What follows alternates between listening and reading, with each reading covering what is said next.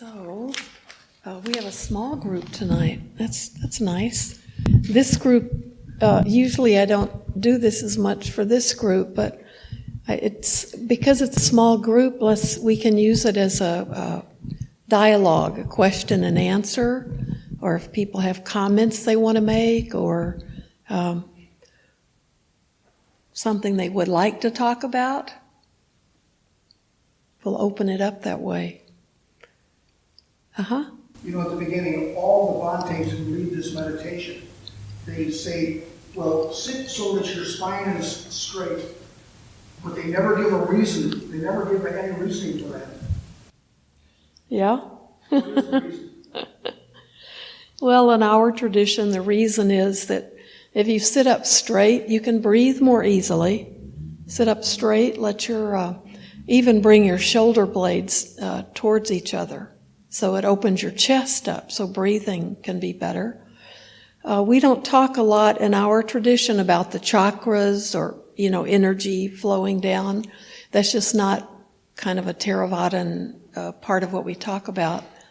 But I know people will talk about that. If your back is straight, your energy is flowing in a better way. But it's also an easier way to sit. If you're sitting for a long period of time, what you'll discover is you are actually more comfortable if your back is straight. And so those are the reasons that I don't know if other people have other reasons. Did you want to say something? Okay, I thought you had your hand up. Oh, okay. Did anybody want to say any more about the back, why we have a straight back? Oh, that's pretty easy. Okay.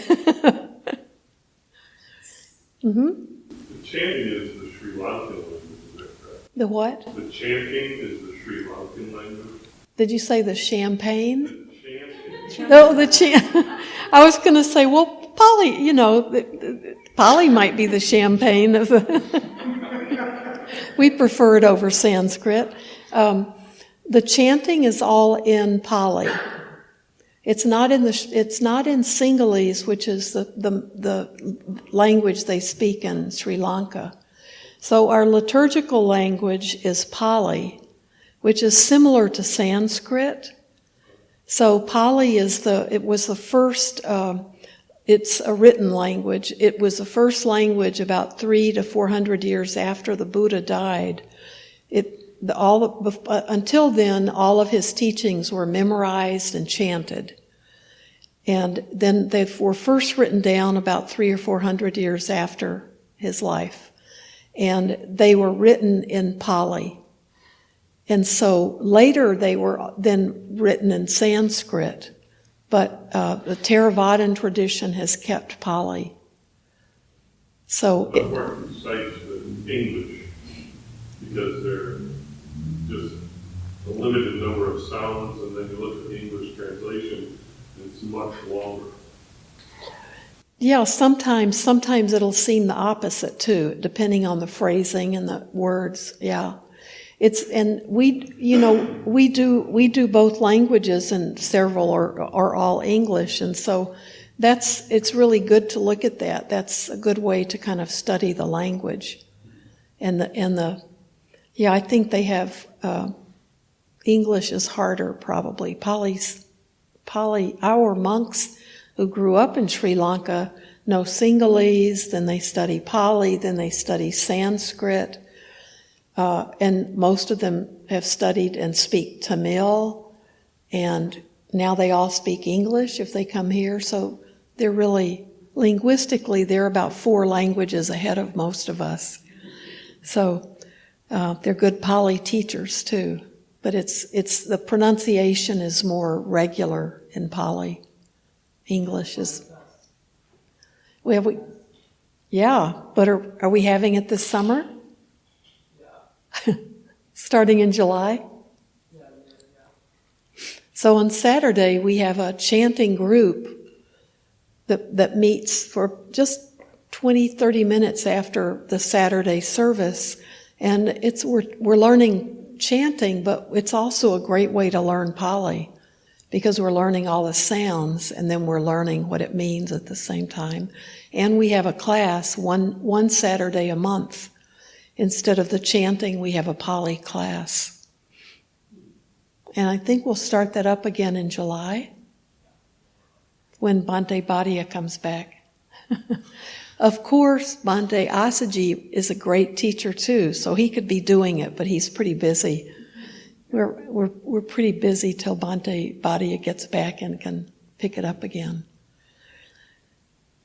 Similar to Sanskrit, and the Sanskrit is what the Mahayana tradition uses, and so the same, their teachings are written in Sanskrit. So, it's a good question, though. Did you want to ask something now? I did. So I don't really answer for like here, but I've never had the opportunity. So it's really a morality question. And so, I mean, one of my big rules is obviously no kill. But during the winter or sometimes in the summer, they'll be bugs in my, apartment. There's little tiny bugs that pop in the winter, and if I take it outside, they'll freeze to death. Mm-hmm. I frankly don't want them in my apartment. I also don't want them. Uh-huh. And like this summer, there was the biggest wasp in my apartment at the serious attack. And I don't want to hurt you, but I also don't want you to hurt me. So what do you do? So some of those questions, like the wasp, I mean, we can try to, catch it with a cup and a piece of paper, but sometimes, and the Buddha always talked about the middle path and be moderate in things. So if there's a stinging insect in the house and you can't safely get it out, and especially if you have children or if you're worried that's can be a serious bite. So you have to do, in that case, I think you have to just make a decision how important it is to get the animal out of the house and try to do it safely, but then move to more drastic means. But I think it's always a question of moderation, and I'll tell you one thing that was really helpful for me. Bhante San, who's in Florida now, who was one of our monks, we used to ask a lot of questions like, what if you have spiders in your house or termites in your house? And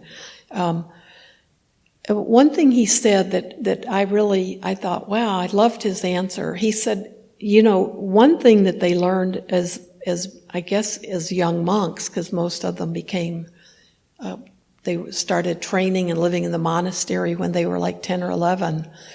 If you keep your room or your house really clean and you sweep it every day and you keep the spider webs swept out of the corners, then you don't have so many bugs. So that the being really neat and clean in your housekeeping is a way to prevent having some of the issues with bugs. And I thought, that's the best reason to keep your house clean that I'd ever heard. And I thought, it was so practical, right? So you can eliminate a lot of that, what to do with the critters just by the preventative measures that you take. Like I have a dog, so I know when I was living in the desert in California, the ants would come in, and if they could find any kind of food, in the little cabins that we lived in, they were there because there were so many ants. They just are everywhere in the high desert. And so I had to learn that the thing that I brought dog food in wasn't tight enough to keep the ants out. So I had to get that changed. And I had to be meticulous with, cleaning up after my dog ate and keeping everything, just there was no food in my little kuti. So that made it so simple. I didn't have ants anymore once I learned what the reason was they were coming in. And it was great to have a no food that was in the kuti because it was nicer without any food there. So that some of those things are just practical things that we can do. But if our house is being eaten by termites, it's not practical to walk away from our houses, right? So we have to do what we have to do to keep our house safe, because we don't want the rafters falling down on us. So I think it's always a question. Like, I used to think nothing of like spraying a wasp nest. And I think I'm much more, the things I'm a lot more attentive to are things like if there's even a little bitty wasp nest, trying to move it or get it safely away from a house, or not using so many chemicals around the house that I know are making it be bug free, but kind of overkill. And so I think we use our own discernment with that one.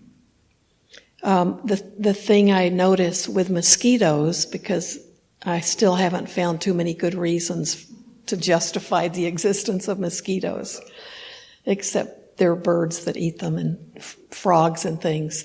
But I noticed that when I started paying attention to myself, if I'd feel anything, I'd be whap, slapping those mosquitoes. And I'm much better about that. If there are mosquitoes, I've trained myself most of the time to be a little more gentle. And if I can, like, brush the mosquito off. But I'll try to wear clothes that might protect me too from the mosquito bites. Those bugs you're talking about that get in the house, and so I don't know if this is what the Buddha would suggest, but I let them in the winter. They could stay in my house as long as they were walking back and forth on the ceiling. But when they got old and tired enough that they fell and dropped on the floor, then I'd pick them up and I'd take them outside. And it was cold, and I knew that most of them didn't survive. But that was a decision I made. So maybe I created some karma for myself, but I tried to let them peacefully be in the house with me as long as possible. I've heard it expressed, say a yogi more or less thinks you're in the wrong place and give a good swat. And what you do is you chant Om then, because then you are a tool for their advancing along their spiritual path. So you can look at it that way, you're actually helping them advance. I do consider that. For some reason, that reason doesn't satisfy me. I don't want to take on that position of being the person who speeds them up in there. The last resort. It's the black and white where it's like I just Right. they're attacking me, but I think self-defense is the last resort. Self-defense and prevention are the better things, but our houses are not. We don't want to be letting them thrive and build communities. So That, I guess, was the morality question. Like, is this, that helps. yeah, I don't think. I think we all, when we first get inspired by the Buddhist teachings, it can be easy to, oh my gosh, I'm going to have to let mosquitoes just feed on me from now on, and we don't have to be that extreme. Monte, did you want to say something? Mary, did you? I was going to say, when I heard out what you were saying about the wasp, I thought I had a bee, just a simple bee, and I kind of let it fly around. I did manage to get it tired enough, I was able to pick it up and get it out. But it was a couple summers ago. But then I realized I had another bee and more bees. Then I found out they were carpenter bees, and they were living in the wall. So at some point, I had to make a choice, because they would sting me, and they do sting, and they keep stinging. Yeah. They'll destroy your property cruelly. And at some point, I couldn't. It wasn't my property, and people wouldn't do anything to remove them. I couldn't afford to, so I had to put a poison in the holes. But it was them or me. I couldn't look at it any other way. I was protecting myself. south. I was trying to get rid of them, but they weren't going anywhere. So it became a defense. Yeah. And then at that point it was, they were in the wall, so they're gonna destroy the property now and take over, and then I have to move. Yeah, it's all based on our intention. So if our intention is just to whap, I just, want to kill that mosquito, that might not be the purest intention. But if we need to protect ourselves from harm, because those bee stings could kill somebody. And we have to protect our homes without overkill. That's our intention is not to be, I probably was really happy to kill mosquitoes growing up as a kid. And At first it was kind of neat to see these bees coming and going and thinking, oh, the pollinators, they're doing their job. Oh no, these weren't the good ones. they weren't even pollinator bees, right? Destroying. But Yeah. at first, I enjoyed sitting outside and seeing all the bees. So you're really not that bad a person. Do my best. And we do our best, right? So if we can find ways to prevent the infestations, or if the random bug, if we can rescue it when we can, but we have to we're in this world, we have to be realistic, but we don't want to be delight in killing them.